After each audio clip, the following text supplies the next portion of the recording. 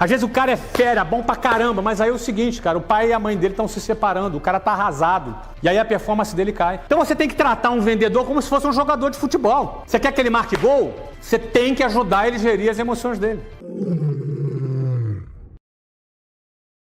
Muita gente pergunta, Flávio, eu não tenho tanta fome assim, como é que eu faço para ter tanta fome?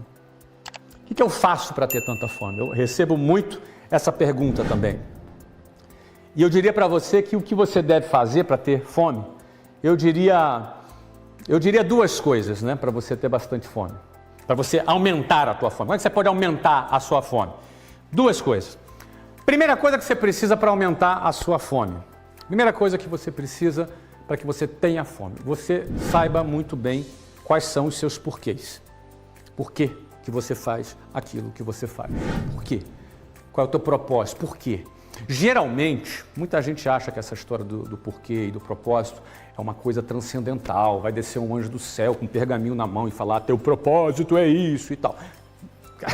Pode ser até que aconteça, mas não necessariamente. Propósito é uma coisa que você escolhe, você define.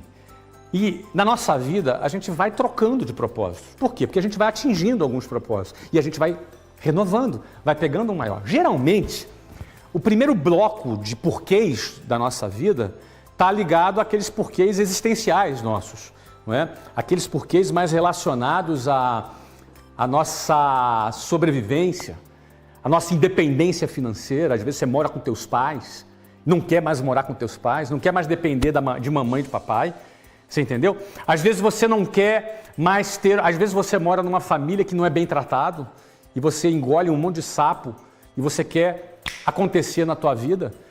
Então, geralmente, está ligado a alguém que quer se casar, que quer começar a ter a sua própria vida, quer começar a ter a sua independência, quer produzir o seu próprio dinheiro, quer ter a sua subsistência. Esse bloco de porquês.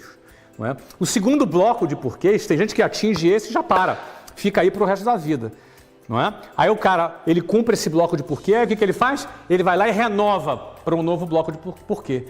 Ele aprende, ele tem acesso a coisas novas, ele tem acesso a novas pessoas, ele tem acesso a novos relacionamentos e ele começa a ter novas referências. E essas novas referências trazem para ele novos desejos. Aí ele começa a construir um novo bloco de porquês. Cara, agora eu quero evoluir. Agora eu quero progredir. Agora eu quero me tornar alguém bem-sucedido. Eu quero me tornar alguém reconhecido. Eu quero me tornar alguém que tenha uma condição financeira de viajar para o exterior, de dar uma coisa melhor para minha mãe, para o meu pai. Tá lá, coitadinha, minha mãezinha lá com aquela geladeira velha, que nem fecha direito. Vou dar uma geladeira nova para ela. Quero melhorar as vidas das pessoas que eu gosto, daquelas pessoas que me servem. Geralmente esse é o segundo bloco de porquê. Aí esse cara enriquece, ele cresce, ele prospera, ele enriquece. Aí vem geralmente um terceiro bloco de porquês, mais ligados ao teu significado. Você pensa, nossa, já tenho 30 anos, 40 anos, estou bem sucedido, tenho tudo que eu quero, tenho o que eu nem imaginava, minha família está bem, me ama, está aqui. E agora? O que é a vida mais? E aí você começa a transcender, aí você começa a enxergar que a vida não está só relacionada a você. Você começa a perceber que a vida não está só relacionada aos seus porquês e que, de repente, o significado maior da tua existência é impactar outras pessoas. Você se encheu e você transborda para que outras pessoas possam seguir o seu legado.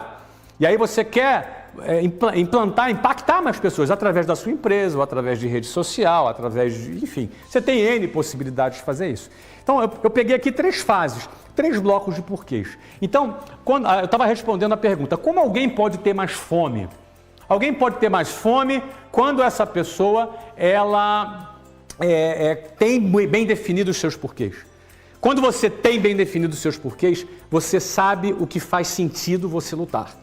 Você sabe o que faz sentido você acordar de manhã para lutar. Você sabe o que faz sentido você batalhar mesmo tendo dificuldade. Esses porquês são o seu alicerce na sua vida. Você acorda de manhã com ele na tua cabeça. Você dorme com ele na sua cabeça.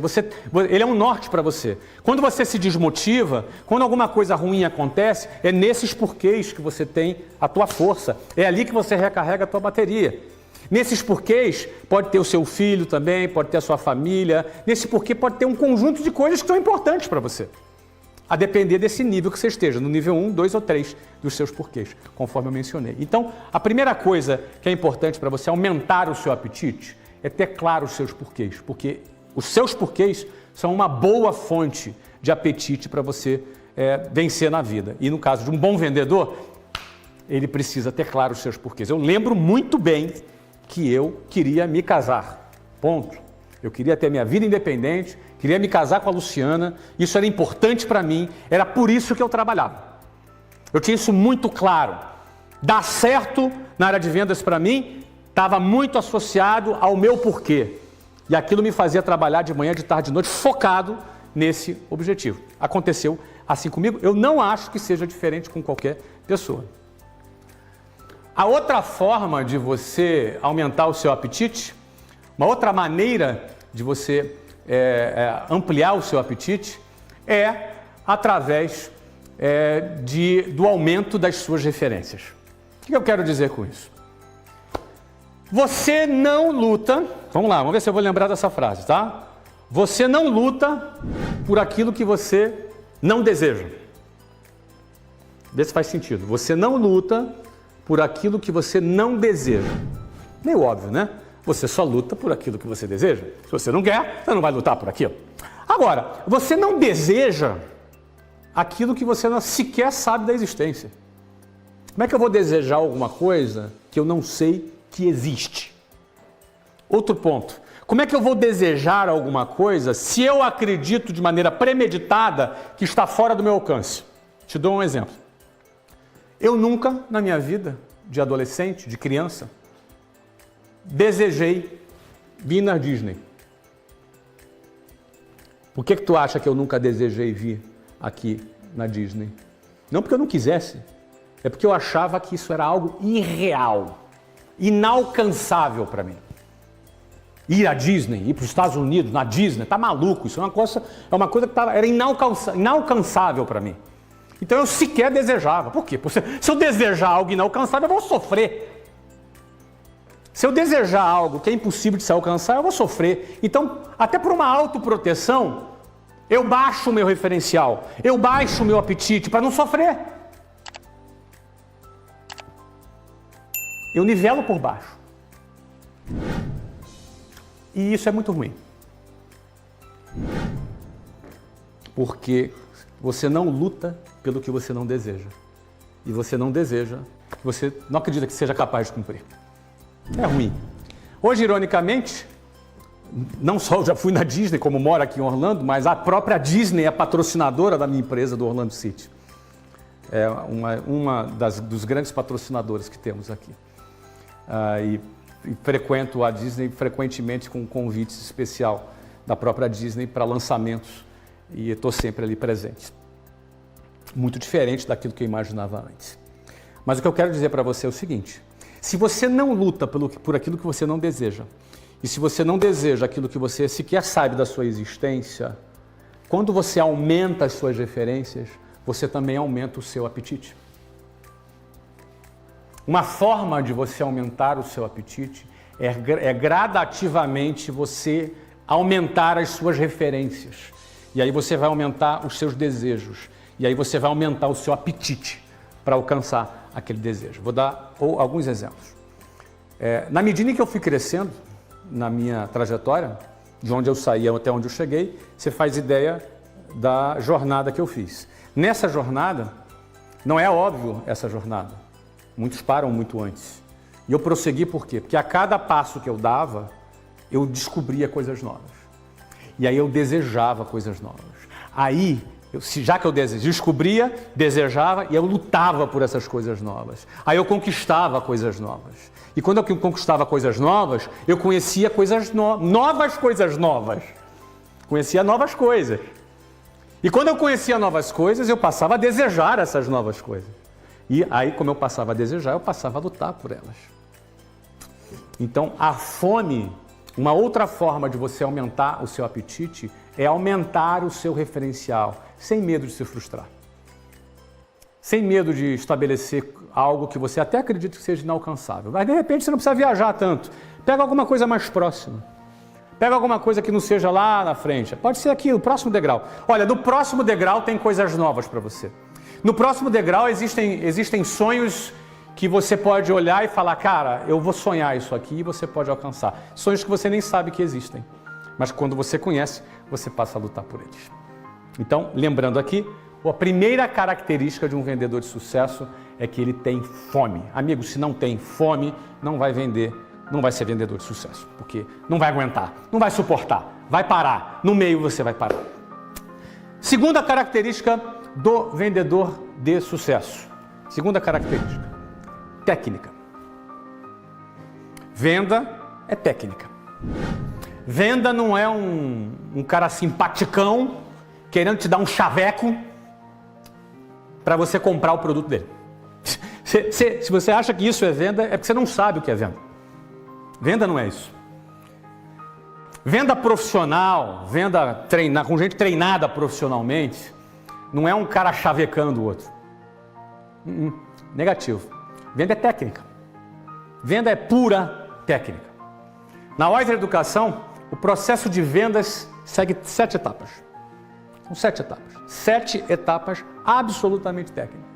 O vendedor administra o cliente a passar por essas 7 etapas. Ele faz a gestão dessas 7 etapas de maneira que ele entre aqui no início da primeira etapa e saia no final da 7ª etapa com a venda concluída, com a transação feita, dinheiro na conta, cartão de crédito e etc. Quem não entende nada de vendas ou acha que venda é sorte, acha que venda é de um cara simpaticão ali chavecando o outro, ele não entende nada. Não tem nada a ver com sorte. Venda é estatística pura. Venda é pura estatística. Esse processo estatístico em vendas nós chamamos de estatística de conversão.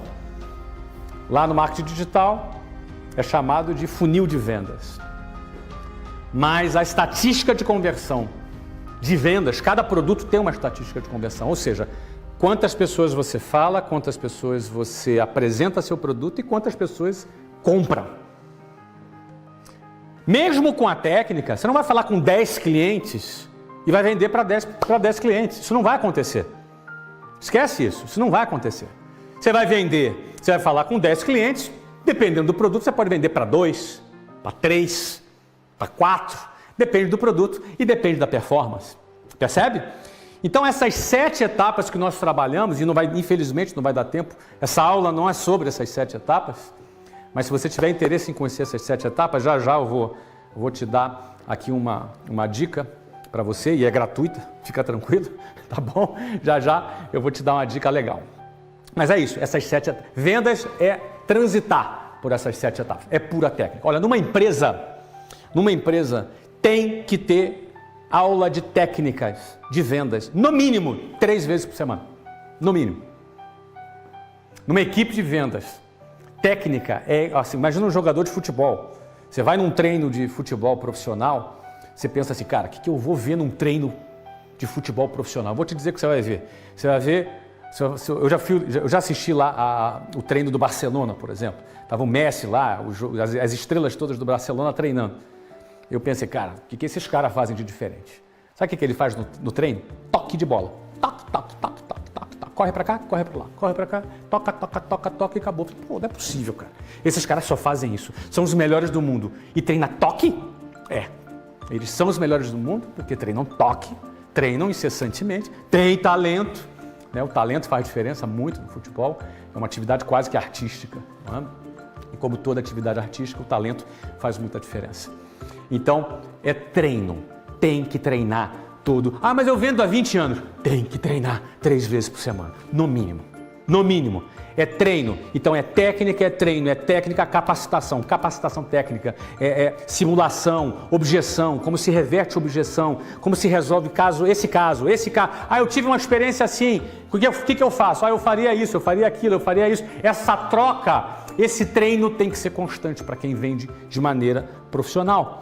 Se você tem uma empresa e não tem um processo profissional de vendas, certamente você está deixando de crescer. Esse crescimento, ele acontece de forma exponencial quando você tem uma equipe com fome, pessoas com fome. Ah, qual é o perfil ideal de contratação? Pessoas com fome. Pessoas com fome e capacitadas tecnicamente. Essa é a segunda característica. A terceira característica de um vendedor campeão, um cara campeão de vendas, top no ranking, recordista das empresas, inteligência emocional. Não por acaso tivemos aula aqui, aula sensacional com o Thiago, sobre inteligência emocional. Então, o campeão de vendas é um cara mais resiliente, é mais cascudo, é um cara que toma pancada e não cai. Você entende? Não é um cara só que bate bem, é um cara que quando toma uma, não cai.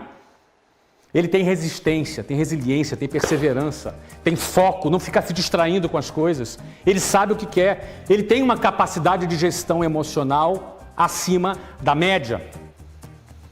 Isso porque, de novo, vender é uma atividade frustrante muitas vezes. Liderar equipes de vendas é uma atividade frustrante muitas vezes. Você treina, investe em pessoas, o cara começa a evoluir, daqui a pouco o cara vai embora, tem um churn, tem a rotatividade. Eu não consigo reter. Tá, eu pergunto, não consigo reter. É verdade. Quantas pessoas foram embora? 5. Quantas você contratou nos últimos 6 meses? Contratei 7. Não, meu amigo, recrutamento e seleção de vendedor é todo mês. Todo mês tem que ter recrutamento e seleção. Por quê? Você tem que estar sempre buscando o teu Messi, o teu Cristiano Ronaldo. Você entende? Sempre tem que estar buscando pessoas novas. O processo de recrutamento dá oxigenação, porque esse churn é natural, essa rotatividade é natural. Então o problema não é que o cara vai embora, o problema é que você recruta pouco. Por quê? Porque você de repente quer gastar pouco tempo com vendas. Deveria gastar mais tempo com vendas. O processo de recrutamento é contínuo, a todo momento. Então você gerenciar as emoções da sua equipe é fundamental. Além de 3 vezes por semana treinando técnica, eu diria para vocês que no mínimo mais 3 vezes por semana tem que ter reuniões de apoio emocional. Você tem que ajudar o teu vendedor a gerir as emoções dele. Às vezes o cara é fera, bom pra caramba, mas aí é o seguinte, cara, o pai e a mãe dele estão se separando, o cara tá arrasado. E aí a performance dele cai. Acontece isso com o jogador de futebol. Acontece direto. Então você tem que tratar um vendedor como se fosse um jogador de futebol. Você quer que ele marque gol? Você tem que ajudar ele a gerir as emoções dele. São reuniões diárias para falar sobre ferramentas emocionais para o cara estar de pé, para entrar no campo de batalha nas vendas.